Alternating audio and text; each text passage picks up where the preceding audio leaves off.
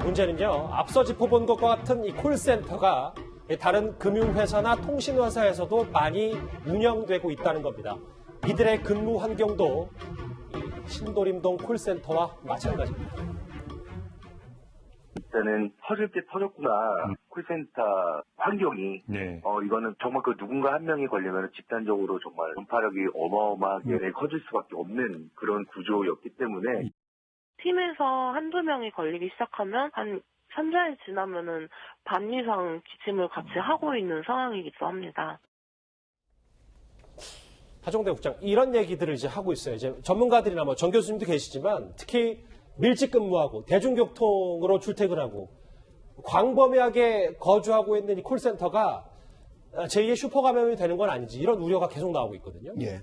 저게 이제 콜센터라고 하는 것이 여러 사람이 함께 아주 밀집한 상태에서 이제 근무를 하기 때문에 그게 다른 사람들하고 확전하는데 좀 다른 측면이 옆 사람한테 감염이 쉽게 될 수 있다. 그래서 집단 감염으로 이제 폭발할 수 있는 가능성이 높은 건데 구로구에 지금 있었던 그것뿐만 아니 신도림역 부근에 있었던 것뿐만 아니고 전 세계 서울에만 417개, 지금 전국에 745개가 있는데요.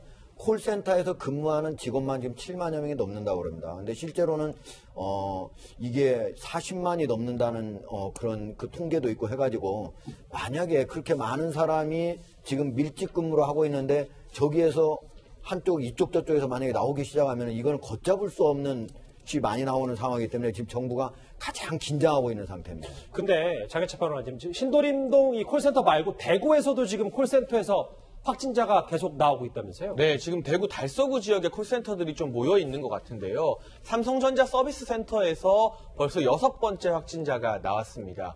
지난달 28일부터 확진자가 나오기 시작했는데 이 중에 5분 정도는 비교적 경미한 증상으로 자가격리 상태지만 처음 나온 40대 여성 같은 경우는 상황이 조금 심각해서 항생제를 투여받는 중이라고 하고요. 뿐만 아니라 대구시에서 관리하는 콜센터에서도 각각 다른 곳에서 한 명씩 총 5명의 확진자가 나왔습니다. 그런데 이 삼성전자 서비스 콜센터 같은 경우는 대구시가 관리하는 콜센터가 아닌 거예요.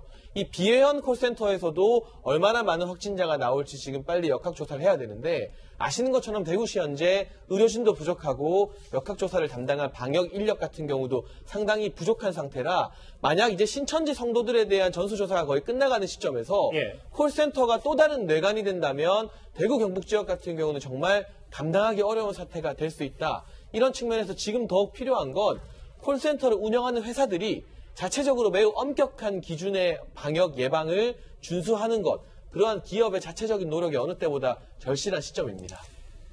불안하긴 하지만 여전히 오늘도 출근해서 근무 중인 콜센터 직원들 참 많을 것 같습니다. 콜센터 직원들의 목소리 하나 더 들어보겠습니다.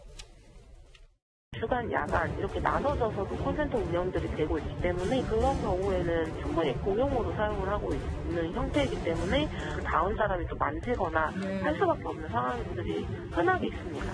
근무를 하면서 말을 계속 해야 되기 때문에 숨쉬기도 좀 답답하고 어지러움증까지 또 유발이 되는 소리도 더 크게 내달라라고 고객님들이 좀 불만들을 얘기하기 때문에 목도 평소보다 더 많이 무리가 되고 있어서 상담할 때는 계속 이제 벗게 되더라고요.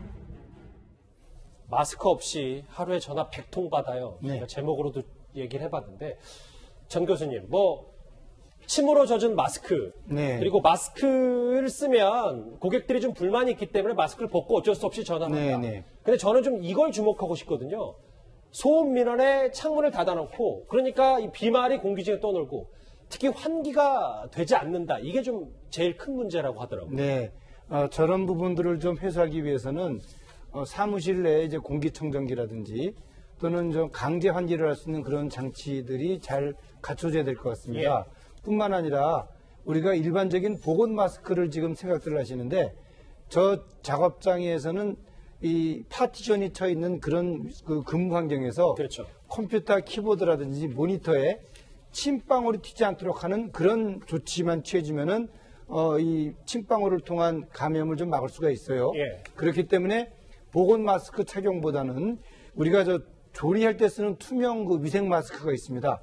그런 것들을 착용하게 되면은 대화를 하더라도 그렇게 목소리가 가리지 않고 그럼 또 침방울은 또 막을 수가 있고 하는 이제 그런 부분들이 만약에 저 작업장에서 적용이 된다면은 그 침방울을 통한 다른 사람에게 이런 손을 통해서 바이러스가 전파되는 것들은 좀 어느 정도 막을 수가 있지 않을까 하는 생각을 가져봅니다.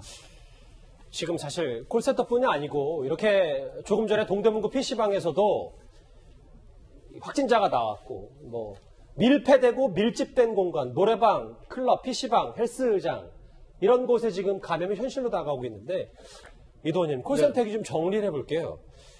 지금 박원순 시장이 민간 콜센터 폐쇄까지 검토한다 이런 보관을 갖고 있는데 그리고 뭐 재택근무도 좀 검토하겠다. 근데 현실적으로 좀 가능한 문제인지 이게 좀 궁금합니다. 그러니까 서울시가 서비스하는 그 다산 콜센터 경우는 아마 가능할 수도 있겠습니다. 왜냐하면은 그 우리 서울 시민들한테 공개된 정보를 그 요약해서 전달하는 기능을 하기 때문에 어떤 정보 보호에 특별한 문제는 없을 것 같은데요. 근데 민간 기업의 콜센터는 조금 그 상황이 다릅니다. 그 콜센터 직원들이 그 정보를 유출하지 않겠다는 서약을 하고 또 주민등록번호나 민감한 그 개인정보를 많이 다루기 때문에 이 정보가 외부로 유출되면은 또 다른 곳으로 제3의 장소로 제3의 인물에게 유출될 가능성이 있기 때문에 이렇게 되면 소비자들이 굉장히 그 두려워할 가능성이 있습니다. 그래서 지금 그 아마 현장 조사를 서울시에서 하고 있는 것 같아요. 3군데 정도는 직접 방문하고 한 10여 개 군데는 직접 자료를 받아서 직원 수라든지 그 근무 환경이라든지 향후의 방역 대책이라는 걸 조사를 하고 있으니까 아마 2, 3일 안에는 어떤 그 민간 콜센터에 대해서도 일단 그 어떤 조치가 나올 건 같습니다. 지금 제가 방송 전에도 지금 금융회사 상담원의 전화 통화를 잠깐 받았었거든요. 이 콜센터들도 사실 어쩔 수 없는 부분이 있기 때문에 자가치 평론가님. 네, 뭐 콜센터 일괄적으로 문 닫게 하면 그러면 많은 부분에서의 업무가 마비될 수밖에 없는데 지금 콜센터뿐만이 아니라 아까 나왔던 노래방이나 뭐 대중시설들, 헬스장, 뭐 클럽 이런 곳에 대해서 정부가 가이드라인을 마련한다고 합니다. 그런데 지금 이미 대구 경북에서 수많은 확진자가 나왔고 서울에서도 집단 감염 사태가 발발하는데 가이드라인이 오늘 나오는 것도 아니고요. 보건당국에서 오늘 부처별로 대표적인 업종에 대해서 지침을 듣기로 했다고 합니다. 그럼 이 가이드라인이 언제쯤 나오게 될까요? 아마 늦었다는 네, 말씀이십니까? 다음 주에나 나오게 될 것 같은데 정부 당국에서 신천지가 문제 많았고 여기서 많이 퍼진 게 맞죠. 하지만 모든 역량이나 어떤 관심을 신천지에 돌리는 동안 한 곳에서는 적어도 다중시설에 대한 대비책을 미리 세워뒀어야 되지 않나. 항상 사고가 터지고 집단 감염으로 난리가 난 다음에야 부랴부랴 가이드라인을 만드는 늘 한두 발짝 늦은 이런 모습 때문에 국민들의 부담이 더 가중되고 경기가 얼어붙는다는 점도 좀 뼈 아프겠지만 열심히 하고 있는 분들이겠지만 지적을 하지 않을 수가 없습니다. 일단님 신도림 콜센터 관련 얘기, 콜센터 상담원들 직원들의 비애와 안타까운 현실에 대해서 하나하나 짚어봤습니다.